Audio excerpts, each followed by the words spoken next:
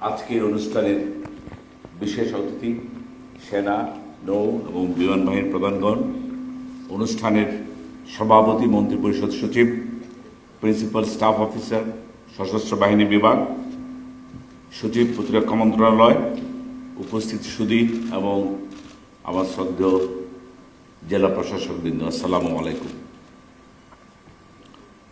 প্রথমে আমি শ্রদ্ধা ভরে স্মরণ করছি 1971 সালে মহান স্বাধীনতা যুদ্ধের শহীদদের, যাদের প্রাণের বিনিময়ে আজকের স্বাধীন বাংলাদেশের জন্ম। সেই সাথে শ্রদ্ধা জানাই পার্বত্য চট্টগ্রাম জাতিসংঘ শান্তিরক্ষী মিশনে সহ অন্যান্য দায়িত্ব পালনে সশস্ত্র বাহিনীর যে সকল অকুতোভয় সদস্য প্রাণ বিসর্জন দিয়েছে তাদেরকেও। আরও আমি শ্রদ্ধা ভরে স্মরণ করছি জুলাই আন্দোলনে নিহত ছাত্র জনতাকে, যাদের আত্মত্যাগে বাংলাদেশের গণতন্ত্রের পথে নবযাত্রার দুয়ার উন্মোচন করেছে।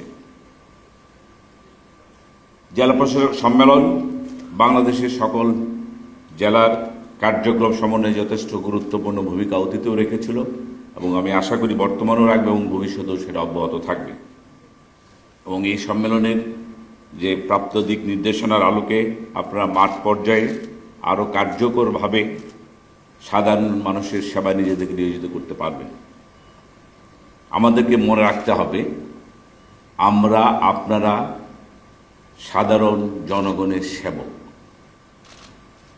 সাধারণ মানুষের সেবা আমাদের মূল লক্ষ্য এবং দায়িত্ব।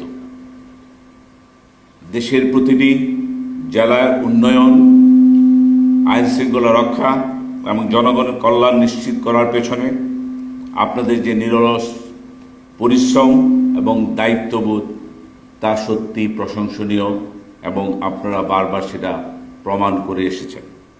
বর্তমানে আমরা একটা আধুনিক, আত্মমর্যাদাশীল বাংলাদেশ গড়ার সুস্পষ্ট লক্ষ্য নিয়ে মাননীয় প্রধানমন্ত্রী তারেক রহমানের নেতৃত্বে আমরা অগ্রসর হচ্ছি। এই লক্ষ্য অর্জনে জাতীয় নিরাপত্তা, সুশাসন এবং কার্যকরী প্রশাসক সমন্বয় খুবই গুরুত্বপূর্ণ। আপনারা ইতিমধ্যেই মাননীয় প্রধানমন্ত্রীর দিক নির্দেশনামূলক বক্তব্য শুনেছেন। তাছাড়াও সশস্ত্র বাহিনী বিভাগ এবং প্রতিরক্ষা মন্ত্রণালয় বিষয়ক অর্থবহ আলোচনার মাধ্যমে ইতিমধ্যে তাদের গুরুত্বপূর্ণ যেসব দিক সেগুলো উঠে এসেছে এবং সর্বোপরি বাহিনী প্রধানগণ তাদের বক্তব্যে নিজ নিজ বাহিনীর অবস্থান এবং বাহিনীর কার্য সম্পাদনে আপনাদের নিকট তাদের যে প্রত্যাশা সেটাও ওনারা ব্যক্ত করেছেন। আমি আমার বক্তব্যে একটি জিনিসকে প্রাধান্য দিতে চাই, সেটা হলো আমাদের সিভিল মিলিটারি রিলেশন। কেননা আমাদের পারস্পরিক শ্রদ্ধা এবং বোঝাপড়ার মধ্য দিয়েই গড়ে উঠতে পারে সত্যিকারের একটি গণতান্ত্রিক শক্তিশালী রাষ্ট্র ব্যবস্থা। যে রাষ্ট্রের মধ্যে সিভিল মিলিটারি রিলেশনের মধ্যে কোনো ধরনের ফাঁক ফোকর কিংবা কোনো ছিট থাকে, সেই রাষ্ট্র ব্যবস্থা কখনো স্থায়ী হয় না। ইতিপূর্বে আপনারা দেখেছেন এবং আমরা যে ম্যান্ডেট নিয়ে 2/3 মেজরিটি নিয়ে বাংলাদেশ জাতীয়তাবাদী দল যে সরকার গঠন করেছে, সেখানে এই দিকটি আরও অত্যন্ত গুরুত্বপূর্ণ। আমাদের এই সিভিল মিলিটারি রিলেশনের যদি আমরা শেকড় খুঁজতে যাই, সেটা আমাদের অস্তিত্বের সাথে সম্পর্কিত। সেটা হল 1971 সাল। শহীদ রাষ্ট্রপতি জিয়াউর রহমান, যিনি একজন সামরিক অফিসার ছিলেন, তার ঘোষণাতেই সেদিন স্বাধীন বাংলাদেশের যাত্রা শুরু হয়েছিল।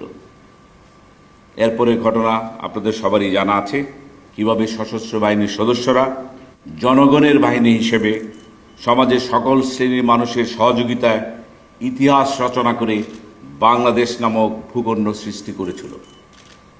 আমাদের সশস্ত্র বাহিনী মনে প্রাণে জনগণের এই বাহিনী, কারণ এর প্রতিটি সদস্য এদেশেরই সন্তান।